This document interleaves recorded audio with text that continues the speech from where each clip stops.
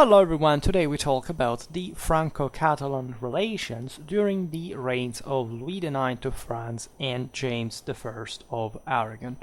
Essentially the settlement of a frontier that would remain fundamentally unchanged through the ages, at least until Louis XI, especially Louis XIV, but also the inherent conflictuality existing between the reaffirmed Capetian monarchic, and I would better say imperial power in the West, and the growing, especially maritime ambitions of the Crown of Aragon. Right. So for the context, I think I made enough videos about especially the Capetians, but also the Crown of Aragon. And so we will be talking about certain lands that fit into this, especially for the latter, in a scenario of sort of state building, but in a very sort of confederal fashion, and in a very aggregative, and if you want, let's say, intuitive or unitary at least fashion. The Crown of Aragon had, differently from the one of Castile, this important limit to the centralization of monarchic power, and this would play, interestingly enough, during instead the affirmation of what was essentially a unitary power, even though within a feudal monarchy, effect of the Capetian control of lands that were not just part of the Western, at this point, of the Kingdom of France, but also of the Holy Roman Empire and beyond, such as the Kingdom of Sicily. And you know what history eventually will unfold there, right? Especially in southern Italy. I made videos about both Angevin and Aragonese Sicily, among the others, and Angevin Naples. We have to make Aragonese Naples, for that matter. There is something on that already, but not in the original series. So this is fascinating, because the Capetians were also branching out in ways that would come into conflict in this very intertwined and busy and crowded Western Mediterranean. At this point, 13th century history that sees really the peak of the same Catalan maritime power, for example. Always remember this, that doesn't matter how powerful Barcelona was and remained, right, in Western Mediterranean, still in fact the territories of the Aragonese crown, such as in fact talking the Mediterranean, the Balearic Islands, or Sardinia, or Sicily, Naples, or the Greek principalities, and of course also continental Aragon, were largely thinking, especially the ones overseas, as literally autonomous realms, rather than even when ruled by the same house, right? There was even open warfare at some point against them, and so that's interesting. We have to come back on that, especially as far as in part the late 13th, but especially the early 14th century, first half of the 14th century is concerned, right? We have to talk about the Aragonese conquest of Sicily and Sardinia in some greater depth. We'll get there, and this video helps doing that, because it tells you, at least in these previous generations, of what basis the power of these rulers was really resting, and how, after all, this was, again, at the peak of medieval civilization, a moment still of pretty fluid dynamism, where in fact there was a literal iron arm between these rulers would go on. Right, think about the death of Philip III against Aragon, but also the disaster of Muret for the Aragonese. The King of Aragon died in battle, as you know, against Simon de Montfort. And so the real hostility until Philip IV basically bailed out of this, because you see, these territories we talked about it in Catalonian history belonged technically to Western Francia back in the day, and so at this point, like, the northeastern Iberian powers had developed to a degree for which the French could not simply enter in and seize. They would threaten to do so, but there were more profitable, at least, axes of expansion, especially later on. Think about Flanders, that we came to discuss somehow often recently, right? But that's in fact another story. And these two systems would sort of leave each other in relative peace afterward. So the Pyrenees, geopolitics does not exist, in spite of the best efforts of, in fact, pseudo branch of scientific research. In fact, that does not exist. It's just a scam, a myth that came up in the last decades without any kind of academic relevance or actual adherence to reality. But of course, geography does at least influence these political issues. It's not nearly as decisive at all, otherwise nobody would have ever crossed, in this case, the Pyrenees. Whoever decides, by the way, that this should be the criterion. In any case, that was an important boundary that the same French were pondering about relatively to their, of course, heavy interest, especially in the Catalonian coastline. And it was a continuous struggle, right? James' cousin, Nuno Sanchez, that had been the Count of Roussillon, passing 1235, this territory had remained both politically and culturally under the Catalan sphere of influence, right? So the problem was double-threaded, because also the Catalans had to maintain a control north of the Pyrenees. They had, especially the main French expansion in the areas, starts with the Albigensian Crusade. Up to that point, we have seen it in the other videos, the Catalans had expanded mostly along the Gallic, say the Occitanian coastline. In the south, they had reached Provence, etc.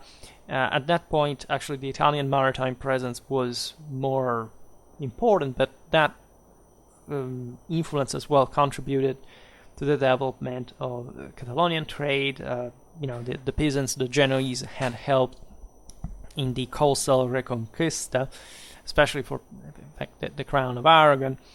The point is that the Catalans had gone relatively unchecked as far as crossing this, further northern territories, some of which were not even technically Catalan. It was this area of Gothia that fundamentally is across the Pyrenees, right? And that is Catalan, also on the other side. And there had been a great deal of feudal dynastic connections, inheritances, went as far as Auvergne, as we will see now. And at this point, the Crown of Aragon was looking at realms like, for example, the one of Navarre, and wondering whether they could simply expand there as well, right? A main issue during the long reign of James I, that for the record ruled between 1213 and 1276, an incredibly long reign for the time, was the dynastic inheritance of Navarre by the Count of Champagne in 1243, right? So in other words, the Counts of Champagne were essentially a branch of the Capetians. I made a video about the County of Champagne as well, and this means that this Iberian kingdom was becoming de facto yet another pawn, at least, of Capetian power, and so strongly connected with them, and especially south of the Pyrenees, right? The French throne acquired, for, again, family reasons, the title of Navarre in 1274, right? So officially, the French crown was essentially claiming control now in this particularly large wedge of now, in fact, French-dominated territory into the Iberian Peninsula. I realized I never made a video about Navarre as such. We talk often about it among, especially in, the videos about the Reconquista, and we have grouped it often with Aragon, with in fact, the same Catalan counties, etc., because it remained this more continentally based and mostly Atlantically burst and territory that wouldn't participate, in fact, dramatically to the Reconquista as a consequence. But that was pretty sizable, again, politically and strategically relevant, controlling the Pyrenees passes in the northwest, and a territory that, as we've seen in the video about Gascony, the French had always been infiltrating, one another from, say, Frankish times, and that yet was not really very controllable. At this point in the 13th century, French managed, not just through dynastic ties, but properly with actual political control, to tie it to their power, right? It was still a decentralized area. Like the French could not simply use Iron Fist there. They could not use Navarre so simply to use, mounting up major expeditions into the Iberian Peninsula. They were far from that. They didn't have the interest more than the capacity, right? In any case, this was a problem because instead, for the Aragonese, because these had the capacity of tying themselves to Navarre, and they essentially lost it at this point, right? The settlement of a sort of French-Catalan frontier with the definition of the exact fiefs that belonged to one side and the other in the southwest of France was more satisfactory for both sides, right? It was not just connected to this stripe of territory. Again, it was very strategic as well, had been an object of contention during the Albigensian Crusade. Its control defined also the balances in lands like Provence, for example, that had been again ruled by the Aragonese house that had, however, gone extinct in 1243, so opening quite a power struggle. The heiress of the county of Provence, famously enough, 3 years later, would accept the hand of Charles, Charles Capet, Count of Anjou and Maine, peer of France, brother of Louis IX, Saint Louis, which would essentially provide the Capetians with a launch pad into especially Italian politics, the crusade against Manfred of Swabia, the conquest of Sicily. This was a personal business. Like Charles, in this sense, was, as Count of Provence, a subject, ideally, of the Holy Roman Emperor. He was not his brother, right? And in many ways, the siblings' policy did differ at some point. By the way, yesterday I made a video about the Count of Artois. If you're interested in their other brother, Robert I, during the 7th Crusade, you can check that out. This union between Aragonese and Capetian lines was naturally aiming at some sort of appeasement, some sort of compromise in the air, because after all, the Capetians, aside from these, again, branches that had all very complicated interests, as we will see, was mostly based as a regional power in northern France, on the right bank of the Loire, and so even campaigning as far as the south of France or beyond was not prohibitive. I mean, just look at the strategic projection of the Crusaders at this point, led by the Capetian, by Louis. We'll talk about Aigues-Mortes in a while, but in a protracted, let's say, annexation war, like the one, for example, Philip III would embark himself and would have essentially made you enter in a bush of thorns, and it would have haked consistently. So it was easier just to have this southern frontier, after all, relatively pacified. Now that the Capetians were, by the way, integrating, or at this point, the remainder of what had been the Occitanian states and in the French part of the south, in fact, because it was the Holy Roman Imperial one as well, in through marriage policies, etc., reaching the Mediterranean as well. So they needed at least those pacified, and if you had a Catalan presence on the other side, not really dislocating yourself amidst the feudal complications of this government territory, it would have been really difficult to rule in the first place. The same was true for the Crown of Aragon. It was actually the weaker side. It was, say, locally better entrenched. They were, of course, advantaged compared to the French in that protracted effort, but they were also weaker, right? And as such, they were just searching mostly for securing a maritime dimension of some sort, right? In spite, and which would sort of function, at least as far as France was concerned. I mean, mainland France, here I'm, say, Occitania was concerned.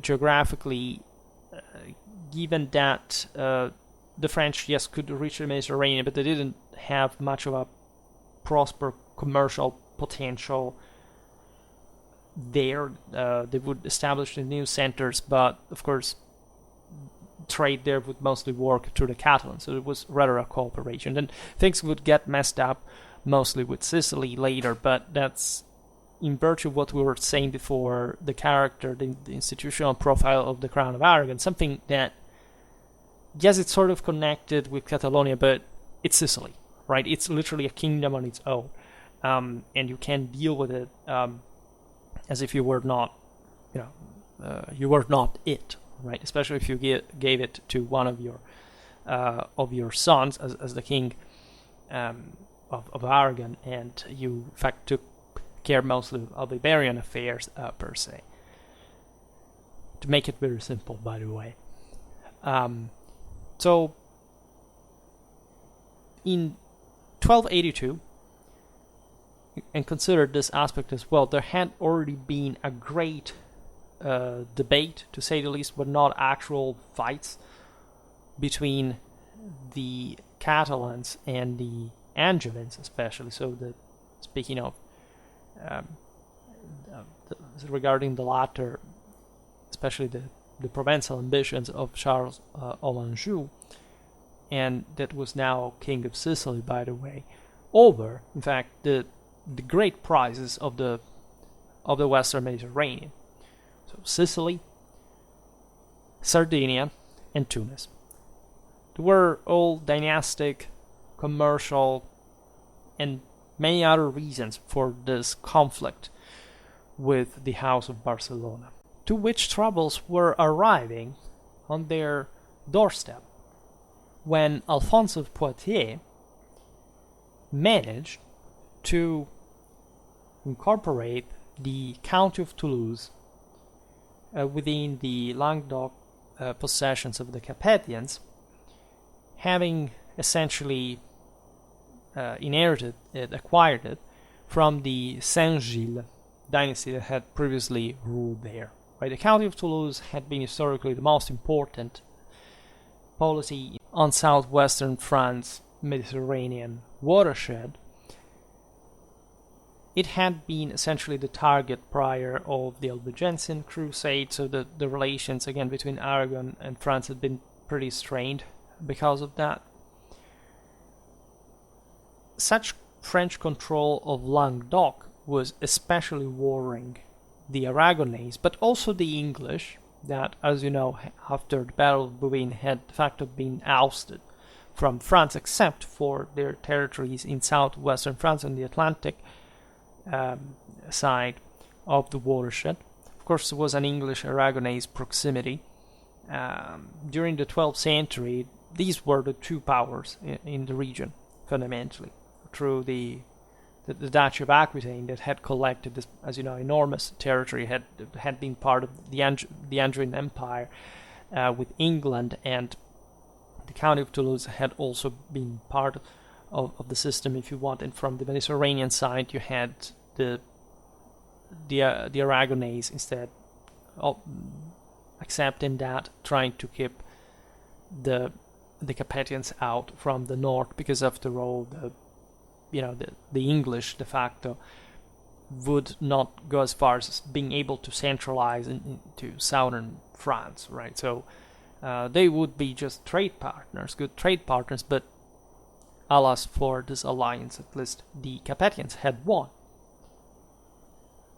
Consider that southwestern France had literally been devastated by the Crusade, to a point that the fortunes in the Midi had much decreased in the first place, just as a system, right? The French managed to take out the last recalcitrant vassals. They eventually subjected this area that wouldn't have much of a great autonomy henceforth. But this had also damaged significantly the Catalan index in the area, right? The Capetians, as we were saying before, had also manifested their interest in establishing a French and the first French royal port on the Mediterranean. This had been carried out successfully in the stagnant waters of the Abbey of Salmody, with the creation, in fact, of Aigues-Mortes, which was not an embarkation port for the Crusaders only, right? In 1248, Louis IX had left from there to his African targets, but also a rival city port to the Aragonese city of Montpellier. As we were saying before, there wouldn't, however, be a real rivalry between these two centers, simply because Aigues-Mortes, yes, has an amazing position. Like, if you visit it strategically, you understand this massive perimeter that can host, again, an enormous amount of resources. For it had portual facilities that would greatly facilitate embarkment, the hosting of ships, etc. But it was not a major trade center. It was not even a city, technically. I mean, it would develop as such. But Montpellier, as far as the actual urban center, was more developed. Except, however, it wouldn't have much port facilities. So it ended up joining forces with Aigues-Mortes, like in a conquered fashion, so that they would use the Aigues-Mortes port to facilitate trade also with Montpellier. And the two centers fundamentally developed. The Aragonese wouldn't really have a good port around that, so there was some level of complementarity in this choice as well. In fact, Louis IX was not seeking conflict with the Aragonese. He wanted, as we've seen, also a peaceful policy. Louis IX didn't venture into particularly warlike endeavors beyond the Crusades just by particular inclination. He was a great fighter as well, and commander. He ended up being captured by the same Saracens because of the enormous bravery, but to the point of, in fact, temerity, to say the least. But again, the sense was that this guy was a Solomonic figure in Europe. All the sovereigns accepted his sanctity, his great legal wisdom and expertise. He would be called to settle matters, also, I don't know, in the Kingdom of England, by the local monarchs. We've seen this all during the reign of Henry III, that also fought against Louis. But it was, again, a war dominated by chivalry, aristocratic costumes, and France was incarnating that top capacity, and there would be normal contrast between countries, but again, they could be settled depending on the situation. And we understood that, again, in this southern frontier, things had to be carried out carefully and without, say, humiliating the Aragonese, right? The French were obviously more powerful in the region, right, north of the Pyrenees, in spite of the Catalan presence, but he had to consolidate this position without humiliating his opponents. right? For example, during 1258-59, you have negotiations and settlements with the English rulers of Gascony, with the Treaty of Paris of 1259. In 1258, you have on May 11th the Treaty of Corbeil, signed with James I of Aragon. And what these pacts did settle, practically. These pacts sanctioned the renunciation of both sides of certain territories that were therefore recognized in the suzerainty of the other party, right? So the French were recognized by the Aragonese the control, and so the without interference of, but by the other side, Carcassonne, Rodez, Milhaud, Béziers, Agde, Albi, Narbonne, Minerve, Nîmes. So we're talking also far east, right up to the Rhone frontier. Toulouse, remarkably enough, also what had priorly actually been the quite autonomous County of Foix, also as far as the Aragonese control went, right? Naturally, there was all a set of territories that was just under both sides and that was not discussed because at least the debates had not encompassed them.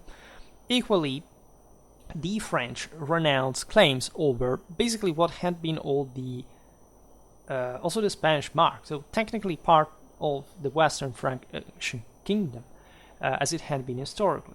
The same Barcelona, that realistically at this point, unless you invaded, in fact, entire Catalonia was not really much of a feasible or even just sensible target. Urgell, Besalú, Roussillon, Empúries, Cerdagne, Conflans, and Girona. Right? Some of these territories would have eventually been retaken by France historically in the modern era, etc. But as far as the 1258 Corbeil settlement, this frontier was fundamentally established for good between the two countries. And it's really remarkable because from Catalonia eventually this went as for the later, say, dynastically unified Spain as a whole, so under the control of a much bigger system that dealt with France on equal footing. This tells you, as a whole, if you list all these territories, how much the Crown of Aragon had actually been able to control up to the arrival of a major French regional power in the area. These were all territories that, also significantly inland, by the way, that the Crown of Aragon had somehow proliferated in, through, again, various degrees of control, not really as a statal entity, but still, right? And it would have consolidated hadn't the Capetians simply succeeded in retaking over basically most of the entirety of the Western Frankish kingdom. There is also something that we do not fully understand from this settlement. For example, the aforementioned city of Montpellier is not debated, it's not negotiated, there is no mention of that. Although the local royal lieutenant did not respond to French, but the Aragonese, right? And in fact, this unsettled Montpellier business would go on creating issues in the late 13th and the early 14th centuries between the two powers. Anyhow, the rural barony of Montpellier or Aumelas remained under the Aragonese. You have, inexplicably, a pretty distant enclave of the one of Carladais, that is as far as the borders of Auvergne and Rouergue, so pretty much into the French hinterland, remaining in Aragonese hands. Again, we have no idea why, it was not so relevant even, but we can imagine again that, of course, what was signed in the treaty, that doesn't necessarily tell us, oh, it would be other settlements arranged also verbally or with some other documents, meetings that we're not aware of, right? All this major settlement, which again is between two regional powers fundamentally, and it's a big deal in medieval times, right? They had expanded, they found each other, they decided not to go out war and to divide fairly a pretty large area. And in order to sanction the settlement, a royal marriage was arranged between Philip, heir to the French throne, with Isabella of Aragon, that was James I's daughter, right? This amounted to nothing really since Isabella died in 1271. So again, if this tragedy had not occurred, probably again the history of Western Europe would have been significantly different, and who knows what kind of, again, inheritance could have occurred between, maybe it would have led to a greater French involvement in Spain, or vice versa. In any case, James also took the chance to renounce any further claims in Provence, right? This may seem a sign of weakness, and objectively was. James was pragmatic in this. He recognized that the Aragonese crown had not really the numbers really to press too much, like to push for further negotiations, especially as far as Provence, and with the rising conflict with the Sicilian power run by the Angevins. So it was not much about Provence, it was about, in fact, various Italian powers connected also with the Kingdom of Sicily, namely also the maritime republics. And again, they would go at war historically occasionally, also in this period, but this was not forcing too much the hand by especially resuming the talks through the French royal channel, given that also Provence was not its business, was technically a Holy Roman imperial one. I made multiple videos about the kingdoms, let's say, of Arles / Burgundy. We talk about Dauphiné, about Savoy. Well, these are further inland, right, to Provence. I think I should make a video about the County of Provence as such, right, because it is overloaded in history. But again, at this point, it was also fading a bit, as a consistent reality. As such, it had served the Angevins as far as the expansion in Italy was concerned, and generally speaking, the same French would not be able to hegemonize the kingdom of Burgundy really for a long time. Eventually, it would be partitioned again, but that's another story. That's not what they were thinking in the second half of the 13th century yet, right? There were important agreements, even marriages between the line of Charles of Anjou and Rudolph of Habsburg, similar things, but they never happened, mostly because of the Vespers at that point, in which, as you know, in fact, the Aragonese were heavily involved, to say the least. James I, by the way, kept, let's say, at least interfering with those Capetian-held territories in southern France. At least he kept up with a practice that was traditional, the one of endowing the monasteries, the local monasteries. This was a thing. I mean, Iberian rulers had been doing this since the Cluniac reforms. This is not kind of the reason why they were doing it, but especially the monastery of Valmagne, beyond Montpellier, was quite connected to James I, and these were important territorial lordships to some degree. The Chronicle of San Juan de la Peña shows us how James' son, Peter the Great, the one would become, in fact, Peter III the Great of Aragon, attempted even to sort of resume the Crown of Aragon's claim to Carcassonne. It was a hell of a fortress. Today you see in its medieval, actually 19th century splendor because of Viollet-le-Duc. But again, this had been a major stronghold, and of course the Catalans didn't really want to lose that control on that. This is true also for other territories of Languedoc. We are in around 1280, right? So it's evident that the Catalans had made the right choice, but they were still trying to interfere with those lands in one way or another, because they were very powerful. It meant to create a further buffered zone, also against the threat that would actually materialize of a French invasion of the same Kingdom of Aragon. In spite of this, there were many advantages against some real sound investment in the 1258 treaty, right? So you had this neatly outlined frontier north of Perpignan, which, as we were saying before, would not be broken essentially until the French recomposition of the monarchic power after the 100 Years' War, and by the same one after the wars of the confessional clashes, the Spanish-French War of the 30s to the 50s of the 17th century. The Navarrese control by the French in 1274 was the main problem, as we've seen, because they had sort of northwestern flank sort of exposed.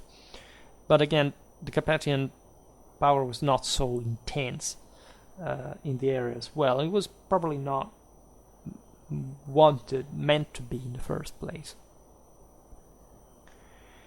There was also another issue. That is to say that in spite the settlement, as we've seen, considered Barcelona symbolically as, of course, the center by now of the fact of Aragonese power. I mean, the kings ruled from the Aragonese kings ruled from Catalonia. Again, it's about the Crown of Aragon, how this institution had formed in a sort of confederal way. But the lesser Catalan counties and a bit the status of the entire Catalonia had not been really defined with the French, right? This is not a definitive goodbye to the idea that the Capetians can reclaim also the territories of the Spanish mark as such. That would have meant, again, war and breaking all these arrangements, at least on the grounds of some other sort of demand, like including the one of dynastic substitution, so that you could define all these frontiers. But if you took the other side out and taken their place, like the thing still valid in theory. It just the Capetians didn't want to probably expose themselves too much, right? But the actual issue with that is that, in fact, the Catalan counties were not even technically part of the same Aragonese kingdom, right? They were, again, I made a video about medieval Catalonia, and this land was essentially the Principality of Catalonia. It was a sort of blanket label that especially came into vogue later on in the 14th century. That is to say, again, we maintain our Catalonian prerogatives. It's just like the Crown of Aragon embraces this enormous territory. You have Valencia, you have, again, later Sardinia, etc. These things are all separated, but they all recognize the Aragonese house as their rulers, right? And so that's sort of just an accident. In theory, they're autonomous, if not technically independent countries. Like, actually, traditional customs were mostly gravitating around this time. The Catalonians were, as you know, always quite jealous of their autonomies. They struggled at least for maintaining them. Speaking of Roussillon and Cerdagne, these were assigned in 1262 to the newly established Kingdom of Majorca by the will of Saint James I. We will talk about the Kingdom of Majorca in some other occasion. Say the 1258 arrangement, after all, set a bit of clarity as far as the boundary of the House of Aragon was concerned. and it sort of helped defining also this internal institutional limits within the Crown of Aragon itself, right? Again, the most worrying issue for the Aragonese turned out to be instead Charles of Anjou's Italian policy, which, as you know, had brought to the conquest of the Kingdom of Sicily in 1266, major regional power in the center of the Mediterranean, so of course constituting a bulwark of some sort for the Catalan maritime ambitions, and that in fact the Aragonese would activate together with the Byzantines in order to break into, as the Sicilian Vespers of 1282 would actually succeed in. It's an incredibly momentous event. I've never made a video about the Sicilian Vespers, but essentially Charles of Anjou was about to leave with an army to Greece in order to conquer Constantinople. And they would have succeeded, just like, I don't know, Henry VI would have succeeded at the end of the 12th century if he had not died of illness. And so it's one of those, like, why couldn't the Aragonese and the Byzantine just remain where they were? But this tells you essentially, of course, you hear my sort of French partisan thing, which is not really true because I'm a Ghibelline at heart, but the sense is that I like power, and as such I think that it would have been very interesting, especially from a Western perspective, to recover yet again Constantinople from the Palaiologoi, I mean at least from the Byzantines. So that's all the issue. The Aragonese would install themselves into Sicily, which was never reconquered by the Angevins of Naples, which on the contrary would be ousted in the 15th century by the same Aragonese in southern Italy. There was all a dynastic connection to this and rivalry of sort. The Spanish had supported, there were, again, the Hohenstaufen had married into the Spanish houses to an important degree, the one of Castile, the one of Aragon. And in fact, at the Battle of Tagliacozzo, for example, there were Spanish troops, also pretty effective ones, that broke the initial army of Charles, that, as you know, won because of the concealed reserve, etc. They were essentially Germans, Spanish, and Italians against these French. Also, they were pretty mixed as well, but you know what we're talking about. That was a Castilian connection, mostly. But more importantly for today's video, James' son and heir, Peter, had married Constance. That was the granddaughter of Frederick II, the daughter of Manfred. Right, so she was technically like the heiress of the Swabian fortune in Sicily, at least now that with the death of Conradin, literally murdered by Charles of Anjou, that had captured him in 1268, made her, of course, the legitimate heiress, like, because at that point, but the legitimate lineage would have been the one of Conrad IV, and so Conradin, I mean, not even Manfred, as you know, was a legitimate heir to his fathers. It was a natural son. In any case, this marriage was particularly relevant, right? It had occurred in 1262, when, again, the Angevins had not, when Manfred was still ruling. I made a video about him, by the way. We'll have to come back on him, because he was one of the single most important figures in the second half of the 13th century. And sort of people, for some reason, do not really picture him in pop culture, but again, that is so messed up that it's even much to ask to have any historical literacy in the first place.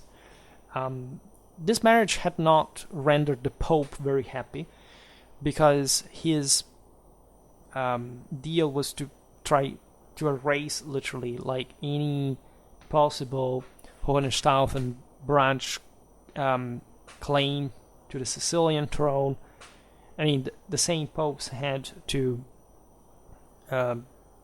complain of Charles of Anjou's presence in Naples. It was very pressuring for Rome, so that they would eventually change their policy and support Rudolf of Habsburg in Germany. But again, the less Hohenstaufens here around, the better it was. That was the simple papal policy. After all, they called the Angevins themselves against Manfred. There was no real immediate, let's say,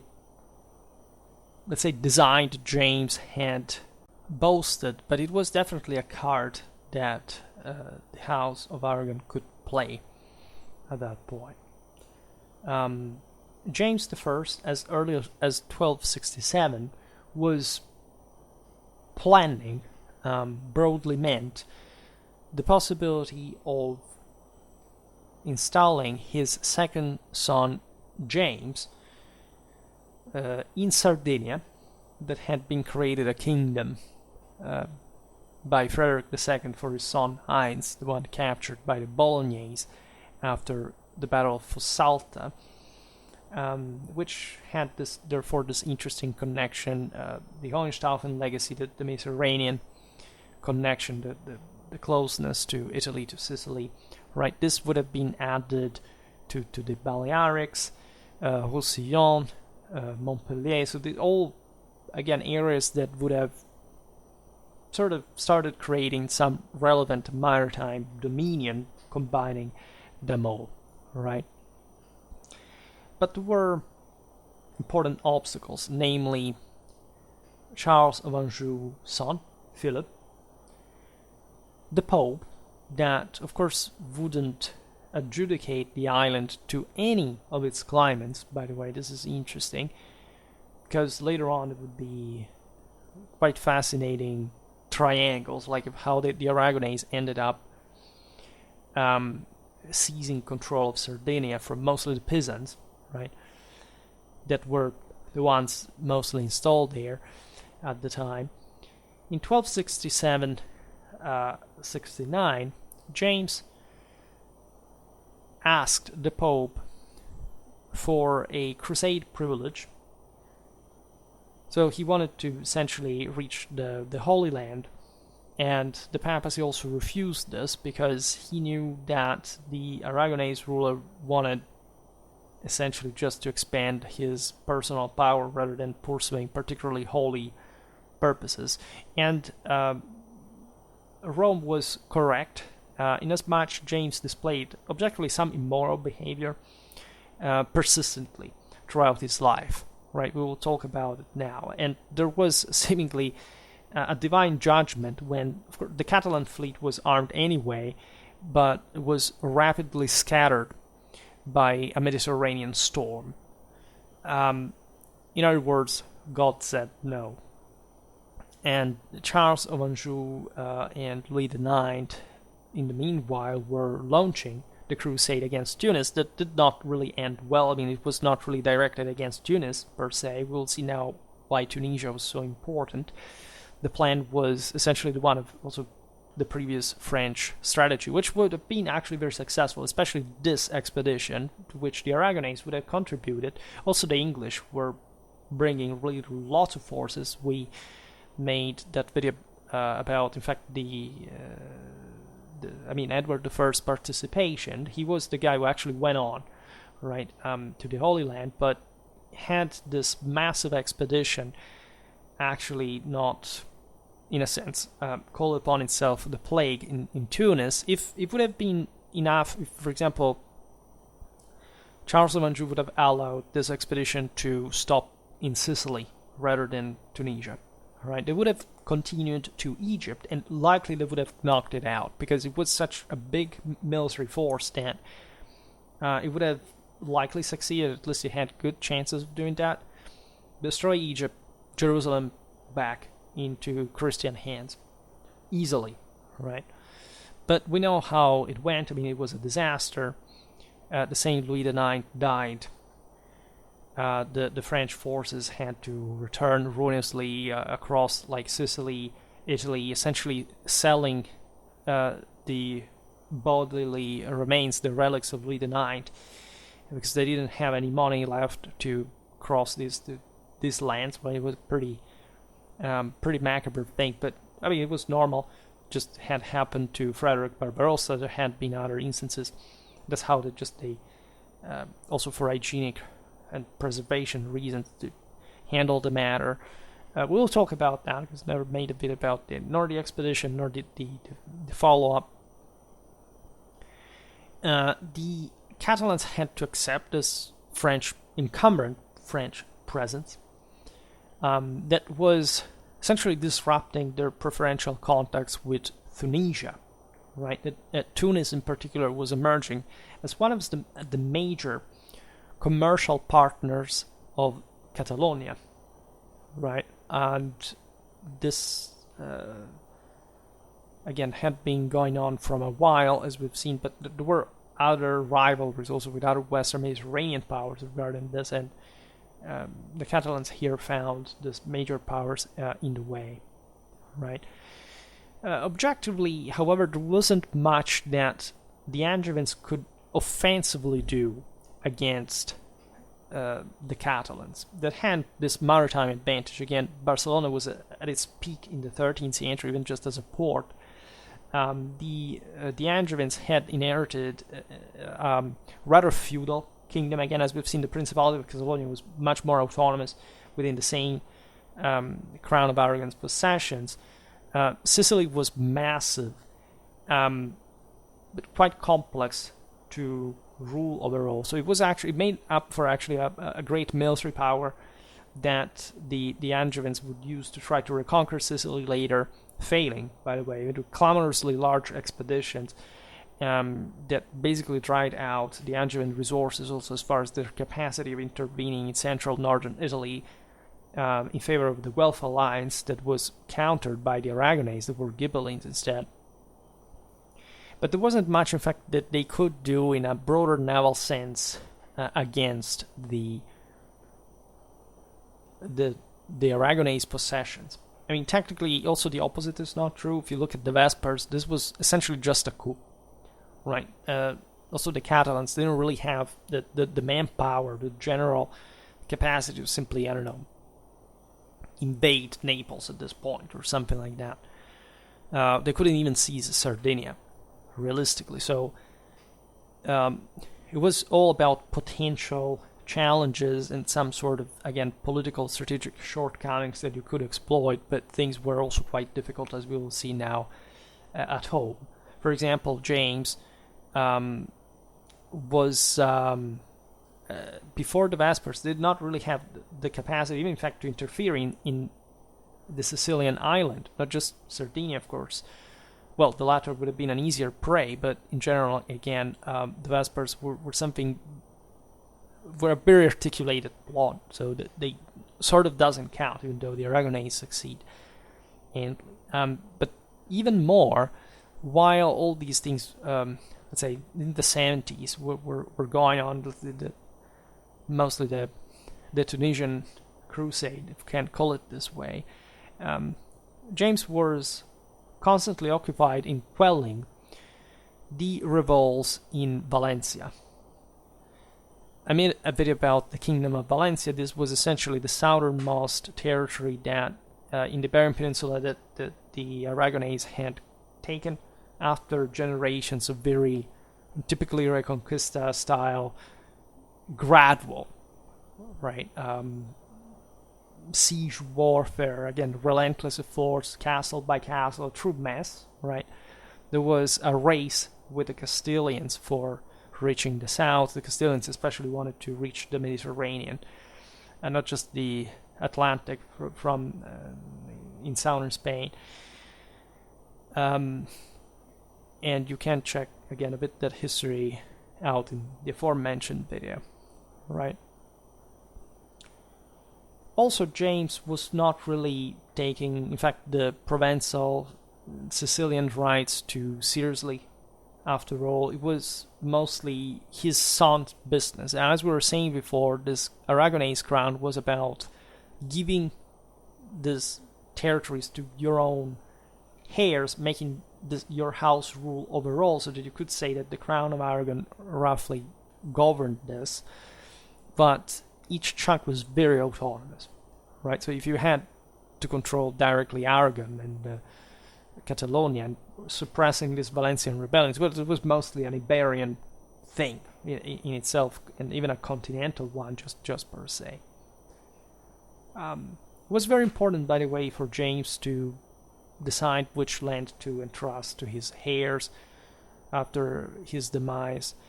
In 1262, he had only 2 surviving sons, to whom the last series of agreements was basically disposed for.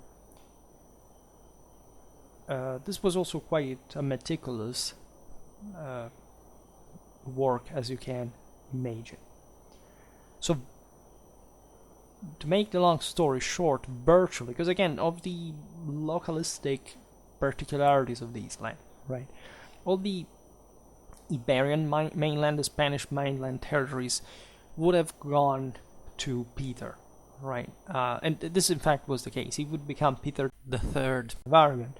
The second son was James, that would become James II of Majorca, right?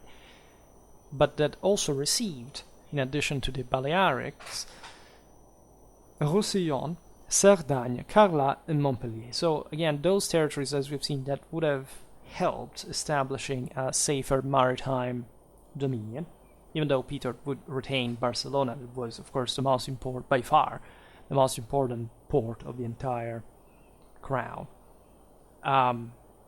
In any case, the Trans-Pyrenean counties were not to depend on the Count of Barcelona, right? Not even on the Kingdom of Majorca. So there was here a territory that James had been preparing to be carved out fundamentally as a sort of wedge between the, let's say, on the French side of the Pyrenees, right, as a sort of foothill bound, let's say, frontier that would have, again, screened to some extent the Crown of Aragon as a wall. And that would have, however, still been controlled by James of Majorca, but not in virtue of the other territorial control, right? Still as a separated thing. This would have had, by the way, to be accepted by Peter, that objectively didn't like this division, right? It was giving, in part to me, it seemed too complicated, right? Too complex. James, too, was not particularly convinced of the functionality of this repartition. In fact, on his deathbed, the king was trying to still exhort the two brothers to work together as siblings, as loved ones, which evidently corresponded to some sort of different vision, to say the least, and probably not much of a pragmatic solution, at least at this time, like in the later reign by James. This was not depending on the two brothers as such. There were many noblemen that had their own rivalries and interests and were backing one another and were perplexed about the entire story. Of course, were striving for further autonomization to deteriorate, after all, the power, the centripetal power of the crown. There had been issues with Ferdinand Sanche, that was Peter's and James' half brother. For example, there were also these dynastic connections for which blood could become a weapon against the legitimate heirs as well. Urgell was problematic to control. The Valencians kept rebelling, by the way. So when James I died, the Crown of Aragon was sort of in a gloomy but also dire mode, because things seemed almost to be falling apart, and so all the plan of the previous monarch was sort of falling together with him.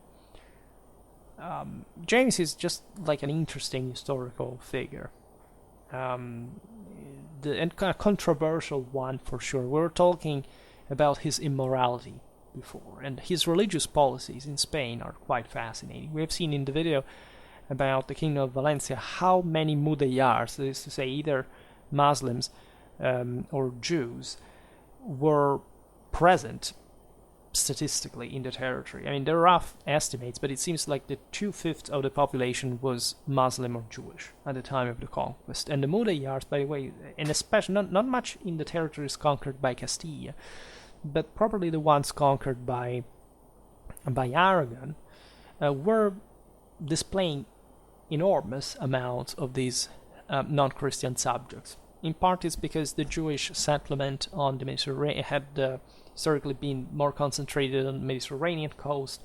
So that's the one that the Aragonese would conquer, but not really just because of that. It was also a matter of control, a matter of even greater autonomy that was given to them. And in fact, you couldn't really rule these countries without being backed in this era by the Mudéjars to a substantial degree.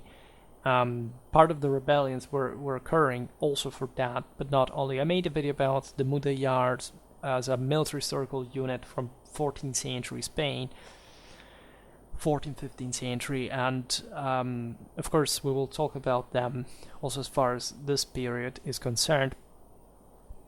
And we explained there a bit their political condition, the fact that in these golden days of the Reconquista, at least the final ones in the 13th century that really opened the south, the rich south, to the Christian powers, the behavior of the Christian rulers was benevolent.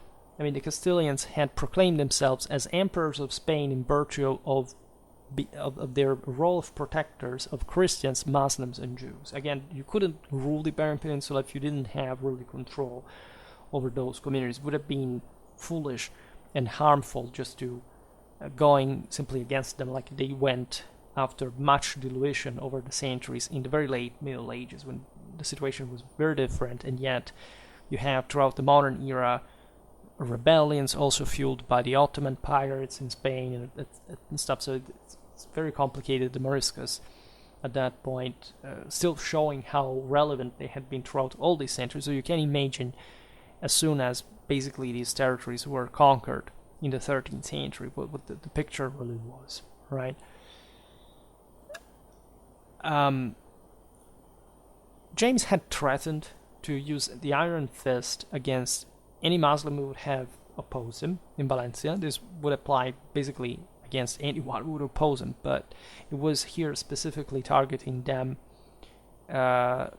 with some religious focus, right, over the others, ideologically. However, right, so he was, of course, presenting himself as the truly Christian ruler, wouldn't accept such impious, such infidels in his territory. But in practice, he was shrewd enough to actually issue surrender agreements that would be written in Arabic, sounding more than capitulations as essentially agreements, alliance, cooperation with the King of Aragon. This is absolutely normal. Again, this is the history of the Reconquista. Many Islamic lords remained where they were, and they just accepted this, very often also the centralized Christian rule. In fact, technically, the Reconquista ends after Las Navas, because not in 1492, because it was about accepting the Christian suzerainty. And at that point, it had, by the 13th century, it had already been accomplished over all the Muslims in the Iberian Peninsula, right? So the later point is properly the final conquest of the direct control of all these territories that had remained in Islamic hands with the fall of Granada, and eventually the forced conversion of the Muslims and the Jews. But at this point, again, it was a much different thing. And the fact that James would have these agreements written in Arabic was also a way to just sort of attune the scandal deriving from the negotiation with the Muslims as such. Again, pragmatic policy. But this created, together with other issues, actually some tensions with the papacy, not all. Right. Once, for example, he received some Islamic emissaries from Murcia, and he offered them a feast of halal, which means essentially legal, Islamically speaking, meat in a tent, right? And he presented himself as the guy who had, together with his own ancestors, always tried to foster the Islamic communities in all their realms, right? I made a video about Alfonso X of Castile, North African imperial ambitions. The Spanish here had broken the dam. Al-Andalus was open, and as we've seen, just there were many aims over North Africa as well, right?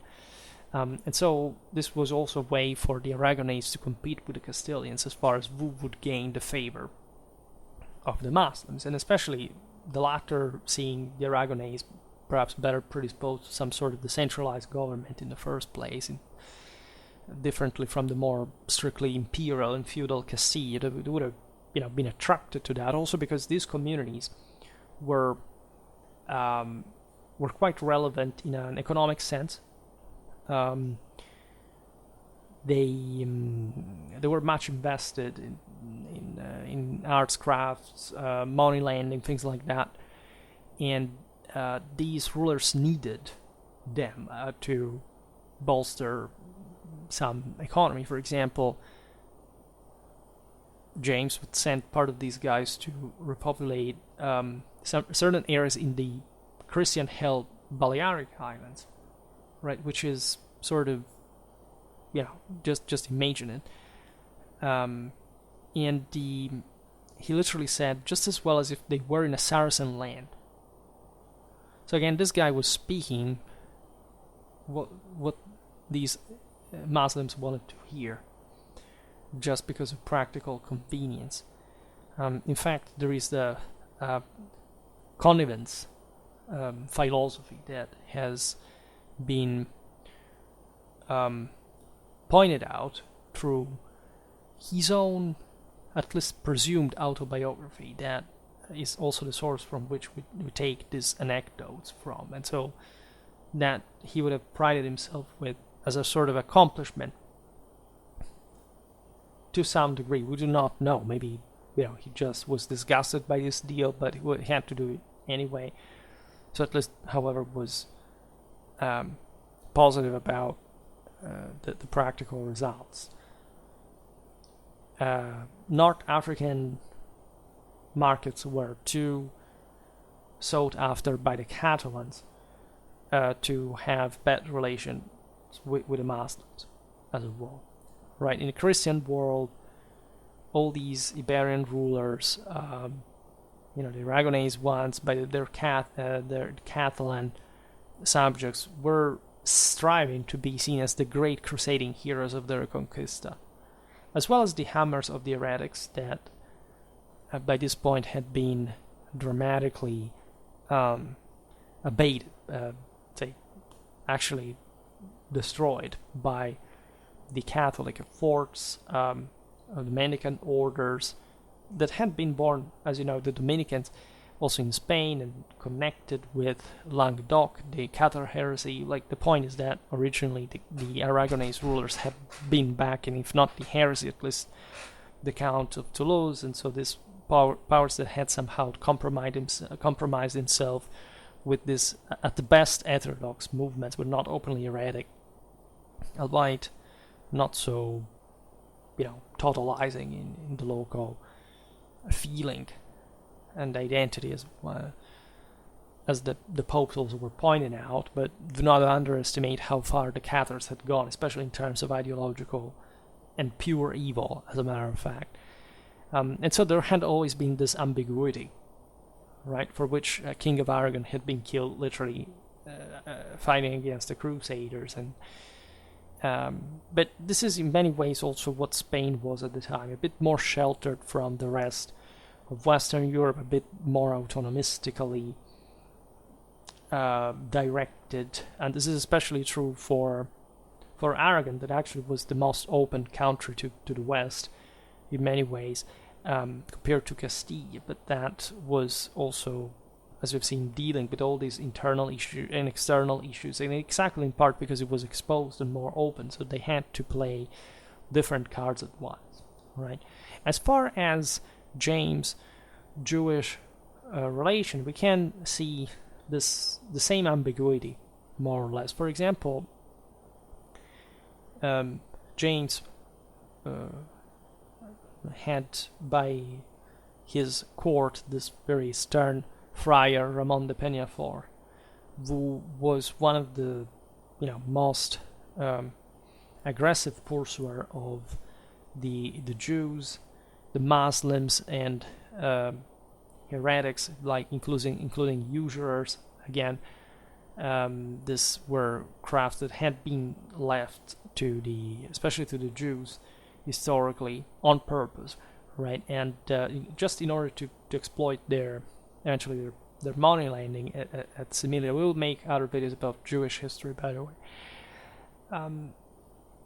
And as we've seen, the Mudéjars presence was enormous, just demographically speaking. So there was some internal incoherence with this plague, right? You have this most Catholic fervent converters and back in the Inquisition, but at the end of the day you have to cope with a large part of the population that is not Christian. You're not even technically capable of converting, nor you can politically afford to just inimitate if you didn't want to see those rebellions we were talking about before. So yes, you have the upper hand, but we're talking the 13th century. The coercive means of the time were ridiculous, of course, and all these communities could simply rise at some point, creating other problems, seeking especially the support of much better, more structured enemies of yours. So that was how far the struggle for autonomy went from both sides.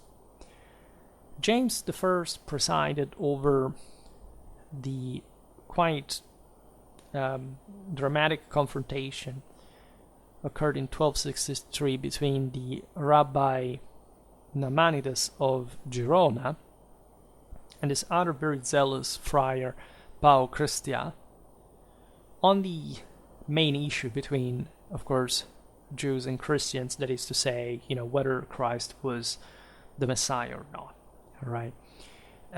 Which, of course, you can't, how many debates have there been between Christians and Jews about this? In any case, this was a show set up to crush essentially the Jews ideologically, and yet you see James extending his protection to his Jewish subjects, right? He first issued a requirement that they should listen to the preaching, the sermons of the missionaries that would have had to convert them, and immediately, almost, he revoked that. So to say, I did it, but now I take it back, and let's not publicize that much. So, of course, there were certain formalities that an Iberian ruler had to go through in order to be accepted, but also other practicalities that were necessary for governing. He encouraged the Jews to settle in Mallorca, as we were recalling before. It would have, again, helped the local economy as well. there is an immoral behavior mostly in his private life. He had lots of lovers. He also had some sort of anti-clerical tendency, right? He once had a confessor's tongue cut off as a safety precaution, not to have the priest reveal what he had heard. Again, these are stories a bit like, but we understand that something was going on in general. He believed, if anything, that his best way to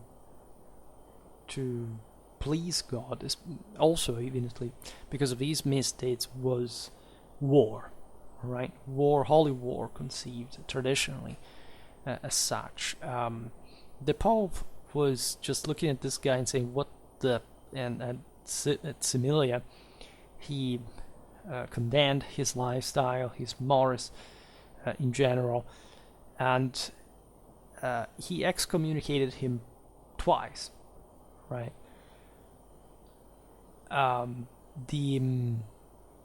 only difference with a contemporary of his, Frederick II, that was the most hated, of course, emperor as far as the church was concerned, was that he was too far away from Rome just to be a credible threat, even though, as we've seen, the Pope tried to keep him out of central Mediterranean, and that is quite a telling, like, of a monarchic history, if you think about just as an indicator.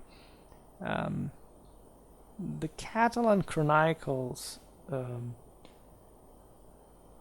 were mostly representing him, however, as the typically pious king that was, thanks to whom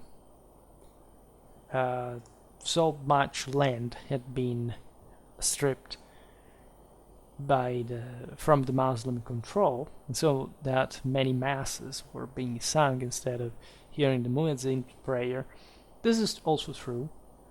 So you can see the duality of James in many ways, and so it would be interesting to know also from a psychological point of view how he sort of, why would he conjugate these two extremes, if they are part of an extreme, or if they are just as fruit of a frenetic practicality at so many different levels. And James, again, is a very fascinating figure. We'll have to talk a bit more about his reign.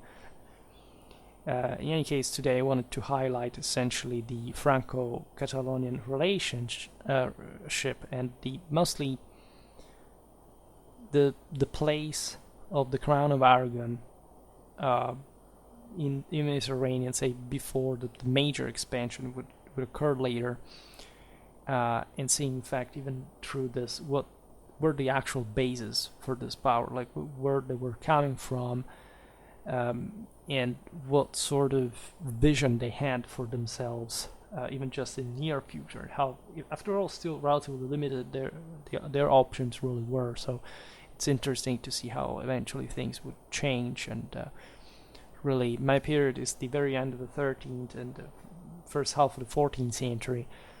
And there's plenty of very interesting things, and hope we will get there to some point, perhaps.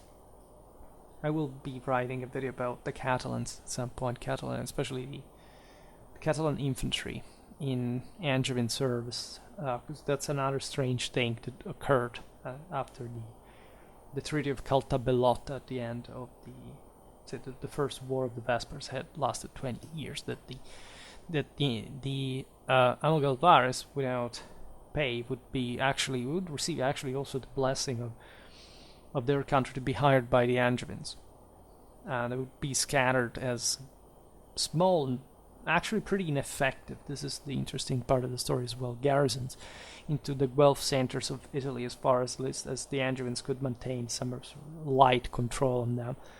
Then they were expelled because they were just, in part, actually were useless. They were just a type of mercenary that, as for how much it is praised, because of the Catalan company, I made a video about that as well. Actually, it failed completely when the Germans and the French came around. in Italy, and that's also fascinating because when you study the armies of the kings of Aragon, the one that took Sicily, for example, took Sardinia, the Battle of Lugo-Cisterna, later on in the 20s of the 14th, they were mostly feudal armies. Yes, they had important infantry, but they were also just nothing particularly special, even compared to other communal infantries existing in Mediterranean at that point. But we'll have to talk about this in some other video. For today, I stop it here. I just hope that you enjoyed this video. If you did, please share it. Otherwise, leave a like or subscribe to my channel if you're interested in my upcoming content. As always, I thank you heartily for listening to me. I wish you a nice time and see you next time. Bye.